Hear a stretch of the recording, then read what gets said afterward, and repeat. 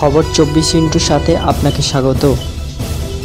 নতুন নতুন খবর জানার জন্য আমাদের চ্যানেলে চোখ রাখুন। নমস্কার দর্শক বন্ধুরা, স্বাগত আমাদের এই চ্যানেলে। আজ 21শে জুলাই তৃণমূলের মহাকর্মসূচি। আজ ধর্মতলায় জনপ্লাবন, মানুষের ভিড়, ডিম ভাত মাংসর আয়োজন।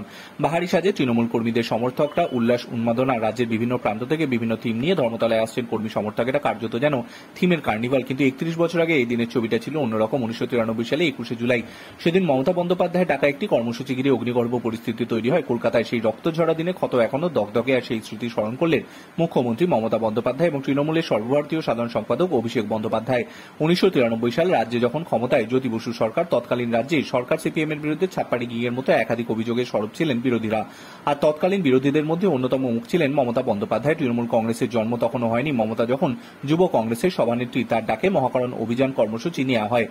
জেলা কলকাতার বিভিন্ন প্রান্ত থেকে যুব কংগ্রেসের কর্মী সমর্থকেরা রাজপথে ভিড় করেন। প্রথমে এই দিনটা ধার্য করা হয়েছিল 14 জুলাই, কিন্তু তৎকালীন রাজ্যপাল নুরুল হাসানের প্রয়াণের কারণে পরিবর্তিত করে 21শে জুলাই করা হয়। সেদিন মহাকরণের কাছে পৌঁছানোর আগে পুলিশি বাধার মুখে পড়েন কংগ্রেস কর্মী সমর্থকেরা।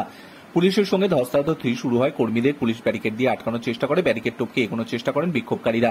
শুরু হয় কাঁদানেগা, শেল ফাটানো, লাঠিচার্জ। তারপর পরিস্থিতি নিয়ন্ত্রণে আনা যাচ্ছিল না। এর মধ্যেই পুলিশের গুলিতে 13 জন যুব কংগ্রেসের কর্মী সমর্থকের মৃত্যু হয় বন্দন দাস, মুরারি চক্রবর্তী, রতন মণ্ডল, বিশ্বনাথ রায়, কল্যাণ বন্দ্যোপাধ্যায়, অসীম দাস, কেশব বৈরাগী, শ্রীকান্ত শর্মা, দিলীপ দাস, প্রদীপ রায়, রঞ্জিত দাস, মোহাম্মদ আব্দুল খালেক, ইনু। আর সেই থেকেই রক্তঝরা সেই দিনটি স্মরণীয় হয়ে থাকে। পুলিশ কার নির্দেশে গুলি চালিয়েছিল সেদিন, সেই উত্তর এখনো অধরা। এখন মমতা মুখ্যমন্ত্রী। 21শে জুলাই রক্তধারার দিন তিনি এখনো স্মরণ করে চলেন। বর্তমান সমাজের কাছে 21শে জুলাইয়ের মাহাত্ম্য এবং গুরুত্ব বোঝানোর জন্য বারবার ঐতিহাসিক দিন স্মরণ করে চলেছেন মুখ্যমন্ত্রী মমতা বন্দ্যোপাধ্যায় এবং তৃণমূলের সর্বভারতীয় সাধারণ সম্পাদক অভিষেক বন্দ্যোপাধ্যায়। Bureau report.